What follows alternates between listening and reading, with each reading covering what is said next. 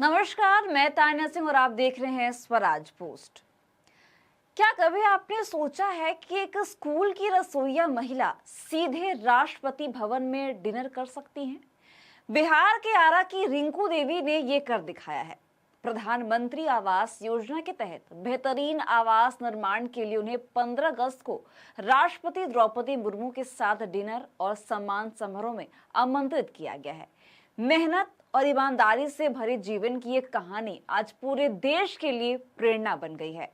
बिहार के आरा शहर की रहने वाली रिंकू देवी को एक गौरवमय अवसर प्राप्त हुआ है, जहां उन्हें राष्ट्रपति द्रौपदी मुर्मू ने 15 अगस्त को स्वतंत्रता दिवस समारोह और राष्ट्रपति भवन में आयोजित विशेष डिनर में शामिल होने का निमंत्रण भेजा है। यही नहीं, उन्हें राष्ट्रपति द्वारा सम्मानित भी किया जाएगा। ये सम्मान उन्हें प्रधानमंत्री आवास योजना के तहत उत्कृष्ट आवास निर्माण के लिए प्राप्त हुआ है। प्रदेश के नगर निकाय क्षेत्रों में से रिंकू देवी दूसरी महिला हैं जिन्हें यह विशिष्ट पहचान और सम्मान प्राप्त हुआ है। रिंकू देवी पेशे से एक स्कूल में रसोइया का कार्य करती हैं और आरा शहर के हनुमान टोला धरहरा वार्ड संख्या 33 की निवासी हैं।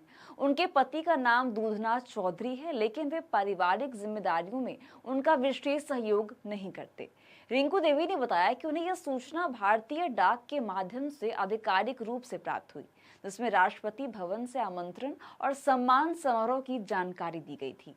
रिंकू देवी ने अपनी भावनाएं साझा करते हुए कहा कि इस प्रकार के मेहमानवाजी और सम्मान का मौका मिलना उनके जीवन का बेहद खास और गर्व से भरा पल है।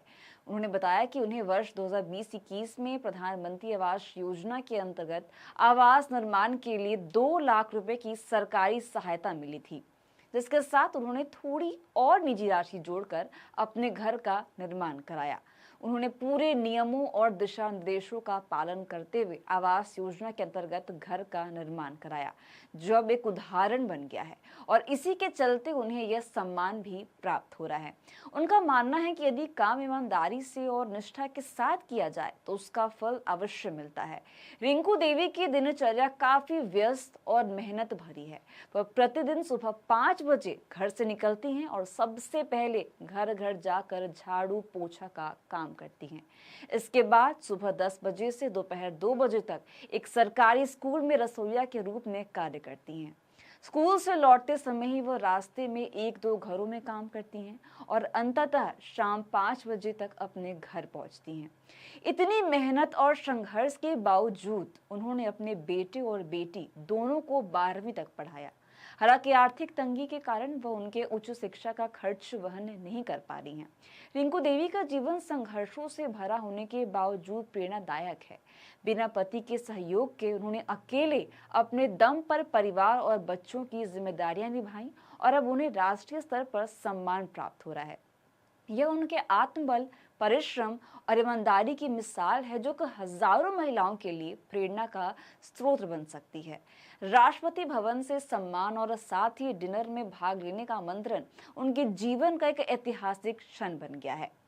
तो ऐसी अपडेट्स के लिए बने रहिए हमारे साथ, देखते रहिए स्वराज पोस्ट। दीजिएगा इजाजत, धन्यवाद।